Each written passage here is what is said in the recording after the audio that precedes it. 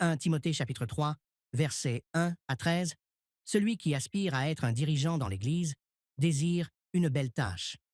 Cette parole est certaine. Il faut toutefois que le dirigeant soit un homme irréprochable, mari fidèle à sa femme, maître de lui-même, réfléchi et vivant de façon convenable, qu'il soit hospitalier et capable d'enseigner. Il ne doit pas être buveur ni querelleur, mais au contraire aimable et pacifique. Que l'amour de l'argent n'ait sur lui aucune prise, qu'il dirige bien sa famille et maintienne ses enfants dans l'obéissance, en toute dignité. Car comment un homme qui ne dirige pas bien sa famille serait-il qualifié pour prendre soin de l'Église de Dieu?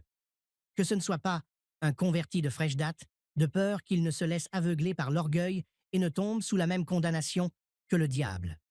Enfin, il doit aussi jouir d'une bonne réputation parmi ceux qui ne font pas partie de la famille de Dieu afin de ne pas s'exposer au mépris public et de ne pas tomber dans les pièges du diable. Il en va de même des diacres. Ils doivent inspirer le respect, qu'ils soient des hommes de parole, sans penchant pour la boisson, ni pour le gain malhonnête. Ils doivent garder, avec une bonne conscience, la vérité révélée de la foi. Il faut qu'eux aussi soient d'abord mis à l'épreuve. Ensuite, si on n'a rien à leur reprocher, ils accompliront leur service.